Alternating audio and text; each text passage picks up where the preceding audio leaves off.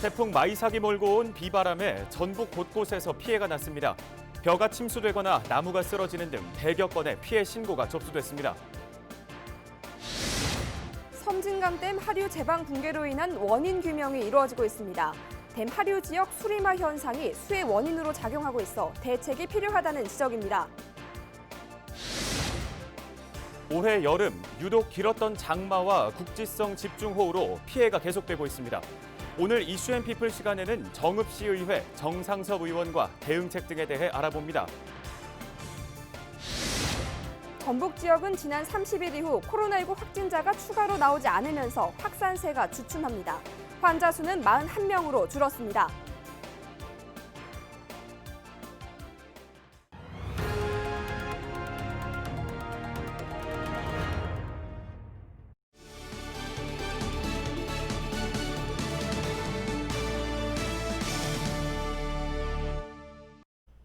시청자 여러분 안녕하십니까? 헬로티비 뉴스 전북 시작합니다. 제9호 태풍 마이삭의 영향으로 전북 지역 곳곳에서 피해가 발생했습니다.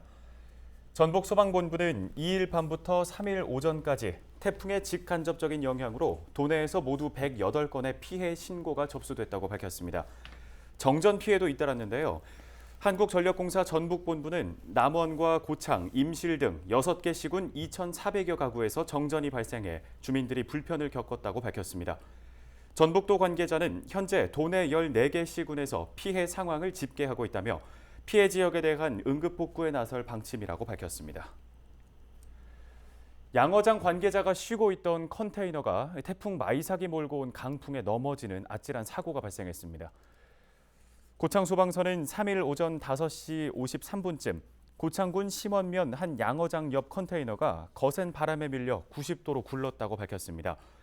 당시 컨테이너 안에 있던 50대 남성 A씨는 119에 도움을 요청한 것으로 알려졌는데요.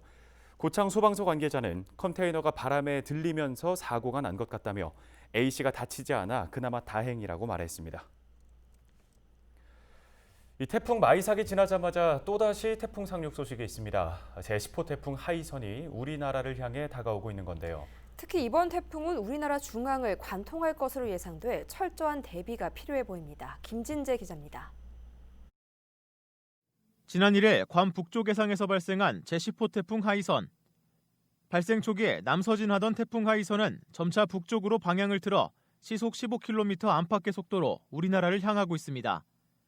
기상청은 하이선이 7일 오전 8시쯤 경남 통영에 상륙한 뒤 경북 고령과 강원 원주, 춘천 등을 거쳐 같은 날 오후 3시쯤 북한 지역으로 빠져나갈 것으로 예상하고 있습니다. 3일 오전까지 확인된 하이선의 풍속은 초속 35m.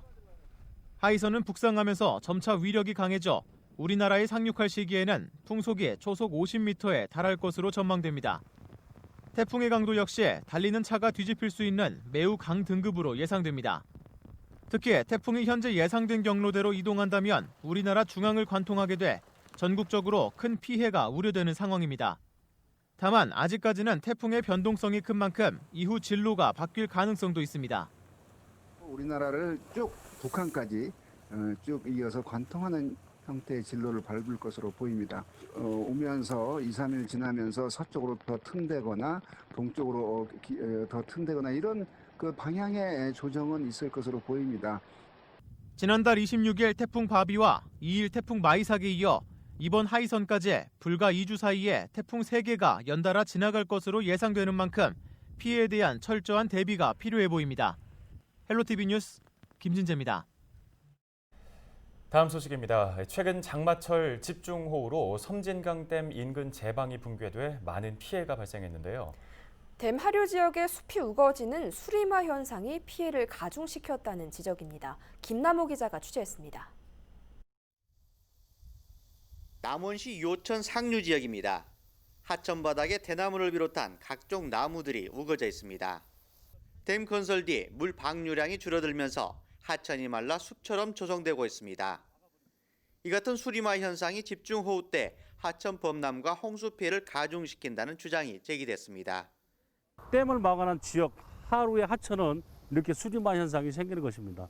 댐에서 이렇게 홍수가 났을 때 큰 물을 방류한다고 할 때는 하루 지역에 있는 분들은 생명과 재산에 큰 위협을 느낀다는 그런 부분입니다. 그래서 이런 부분은 하상 정비를 통해서 수시로 하천 관리를 해줘야만이 주민들이 안전하고 마음 놓고 살 수 있다, 이런 부분입니다.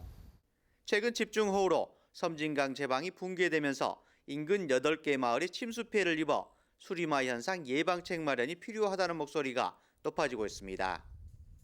남원시는 섬진강 상류인 요천 일부 구간에서 잔목 제거 작업을 벌인 뒤 장기적인 하천 준설 계획을 검토하겠다고 밝혔습니다. 작년 같은 경우에 이제 도비 지원을 받아서 요천의 그 일부분을 저희들이 그 잔목 제거하고 준설을 좀 했어요.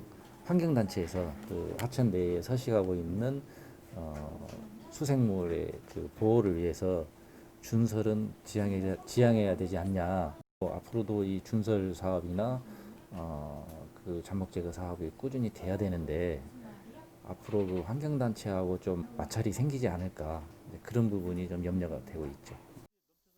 현행 수자원법에는 홍수 예방과 홍수 피해 최소화 등을 위해 하천 유역 수자원 관리 계획을 10년마다 수립하도록 되어 있습니다.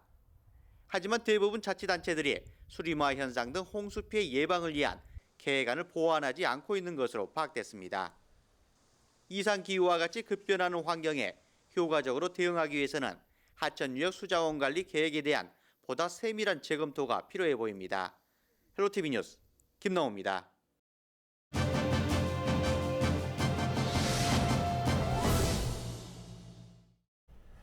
올해는 유독 긴 장마 기간과 국지성 호우로 수해가 많이 발생했는데요. 이와 함께 그동안 발견하지 못했던 재난 취약 부분도 드러났습니다. 이슈앤피플에서 지난 집중호우로 드러난 취약점은 무엇이고 앞으로 어떻게 대처해야 할지 정상섭 정읍시의회 의원 연결해 들어보겠습니다. 네, 안녕하십니까 의원님. 먼저 이번 집중호우로 우리 지역에 어떤 취약점이 드러났습니까? 예, 우리는 최근에 그 기후변화가 끼친 재앙으로 인해서 커다란 환경 변화를 겪고 있는데요. 올해는 전국적으로 국지성 폭우와 약 50일이 넘는 긴 장마로 인해서 많은 인명과 농작물, 산업 피해 등을 입었습니다. 우리 정읍시에도 예외는 아니어서 다행스럽게 큰 피해는 아니지만 하천, 마을 안길, 배수로, 농로, 소류지 등 약 130여 건의 6억 8천여만 원의 피해를 입은 것으로 알고 있습니다. 다행히 인명 피해는 없었지만은 국지적인 산사태로 인해서 토사가 밀려 내려와가지고 개인 주택, 농경지, 도로 등을 덮치기도 했습니다. 시내에서는 마을 진입로가 물로 가득해서 통행이 일시적으로 불가능한 곳도 있었고, 또 하수가 역류하고 제대로 빠지지 않아서 물이 집 마당으로 들어오는 경우도 있었습니다. 농지 옆에 배수로가 없어서 자연 배수에 의존하거나 예전에 만들어진 배수로도 물량에 비해 좁아서 일부는 토사로 또 메꿔지기도 하고 또 막힌 곳도 있고 해서 물이 농경지나 하우스 안으로 범람을 해서 농민들께서 애써 키운 농작물들이 피해를 입는 경우도 있었습니다. 네, 아무래도 이 피해를 직접 겪고 또 목격한 시민들이 가장 많이 놀랐을 것 같은데요. 시민분들께서는 어떤 점을 좀 가장 많이 언급을 하시던가요? 예, 그 기존의 어떤 배수 시설들이 폭이 너무 좁거나 또 시설로서 상당 부분 제 기능을 못해서 농민들이 매우 안타까워했습니다. 실예로 정읍의 상교동 음성마을은 지형상 마을 앞 농경지가 배수되는 하천보다도 바닥이 낮아서 자주 이렇게 침수가 되는 지역인데 그에 대비해 작년에 물막이 시설 공사를 보강을 했었습니다.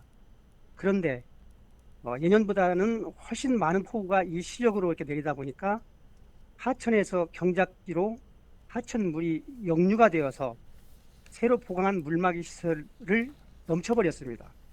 그래서 인근 전답이 온통 이렇게 흙탕물로 방죽처럼 가득하게 침수됨으로써 농민들이 봄부터 땀 흘려 가꾼 벼는 물론 고추 등 많은 농작물이 피해를 입기도 했습니다. 농민들께서는 이제는 소량의 강수량을 예상하고 이런 만든 물막이 시설만으로는 폭우를 막아낼 수가 없으니까 아예 저지대의 물을 밖으로 품어내는 배수 펌프 시설을 설치함으로써 근본적으로 배수 시설을 개선해야 한다. 그래야 이런 반복적인 피해를 입지 않는다라고 수차에 걸쳐서 강조와 당부를 말씀이 있었습니다. 네, 배수가 잘 이루어지지 않았다는 피해 상황을 말씀해 주셨는데 앞으로 피해 방지를 위한 대책 마련도 중요할 것 같습니다. 의원님께서 생각하시는 방안은 어떤 게 있으십니까? 예, 옛부터 좋은 행정은 지산 취수를 잘하는 데 있다고 말을 했습니다. 불강력적인 자연 현상은 어쩔 수 없지만 행정은 이렇게 변화되어져 가고 있는 아열대성 기후에 대비해서 단시간에 내리는 국지성 폭우에 대한 정확한 기상 예측을 통해서 거기에 대응한 충분한 시설과 안전한 시설 운영 체계를 갖춤으로써 폭우로 인한 피해도 미리 막고 최소화해야 할 것입니다. 짧은 시간에 300 내지 400mm 정도의 폭우에도 제 기능을 할 수 있도록 농배수로라든지 도로 배수로, 하천 설계도도 기존의 방식과는 다르게 그 지역의 수량에 맞게 적정한 법적 규정도 마련해서 규격을 늘려야 한다고 봅니다. 그래서 안전한 하천 관리, 70년대에 마을별로 농업용수를 위해 만들어진 어떤 소류지의 안전 보강, 또 소류지의 방류 조절, 농배수로 개선 사업 등 적정한 관리 체계를 만들어서 인재를 막는 것은 아주 중요하다고 봅니다. 그러기 위해서는 침수 등 자연재해에 취약한 구역들은 드론 촬영 등 기록을 데이터베이스화해서 땡질식 원상 복구보다는 앞으로는 기후 변화로 인한 현대형 자연재해에 대응할 설계 및 시공을 통해서 반복된 피해를 막는 근본적인 정책 전환이 절실하다고 생각합니다. 예, 알겠습니다. 오늘 도움 말씀은 여기까지 듣도록 하겠습니다. 지금까지 정상섭 정읍시의회 의원이었습니다. 다음 소식입니다. 전북 지역은 지난달 30일 이후 코로나19 확진자가 추가로 나오지 않으면서 확산세가 주춤합니다. 환자 수는 전북대 병원과 원광대 병원 등에서 치료를 받던 3명이 퇴원해 41명으로 줄었습니다. 전북도는 도민이 사회적 거리두기 2단계 조치와 개인 방역 수칙을 잘 지킨 덕에 최근 안정세를 보이고 있다고 말했습니다.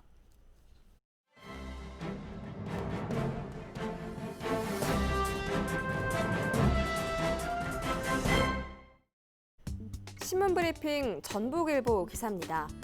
전북일보는 의료계 집단 휴진이 이어지고 있는 가운데 도내 맘카페를 중심으로 휴진병원 안가기 운동이 확산되고 있다고 보도했습니다. 맘카페 회원들이 코로나19로 엄중한 시기에 의사들의 단체 행동을 비판하며 자칫 휴진으로 자녀가 제때 치료를 받지 못할 수 있다고 우려한다는 건데요. 실제 지난 2일 전북 맘카페엔 파업에 참여한 병원은 환자를 깊게 생각하지 않고 그들의 불편함을 무시하는 곳이라 생각해 다시는 가지 않을 거다는 게시글을 전했습니다. 다른 작성자는 특히나 소아과가 휴진할 경우 아이가 제때 치료를 받지 못해 더 큰 병으로 이어질까 걱정돼 파업에 참여한 병원에 대해선 앞으로 가지 않고 주변에 가지 말자고 할 계획이라고 적었습니다. 그러면서 집단휴진 동참병원 안가기 운동은 전북 맘카페를 넘어 빠르게 확산되고 있다고 이어갑니다. 이 전북일보는 사이트 관계자의 설명을 들어 모든 병원을 보이콧하는 것이 아닌 불법으로 진료를 거부하며 파업한 병원을 보이콧하는 것이라고 전했습니다. 지금까지 신문 브리핑이었습니다. 날씨 정보입니다. 태풍이 물러가고 동해상에 위치한 고기압의 영향을 받으며 금요일에는 맑은 하늘을 보이겠습니다. 우리 지역 아침 기온 19도, 한낮 기온은 28도를 보이며 다소 덥겠습니다. 토요일 가끔 구름 많은 날씨 보이겠습니다. 아침 기온 18도, 한낮 기온은 29도가 예상됩니다. 다만 오전 기온이 20도 밑으로 떨어지고 일교차가 벌어집니다. 환절기가 다가오고 있는 만큼 건강관리에 유의하시기 바랍니다. 자세한 우리 지역 날씨입니다. 금요일 낮 최고 기온 임실 27도, 김제 남원 28도, 그 밖의 지역은 29도를 보이겠습니다. 주간 날씨입니다. 제10호 태풍 하이선이 북상하면서 일요일 오후부터 다음 주 화요일까지는 비 소식이 있습니다. 바다 날씨입니다. 물결은 최고 1m로 잔잔하게 일겠습니다. 날씨 정보였습니다. 뉴스를 마칩니다. 함께해 주신 여러분 고맙습니다.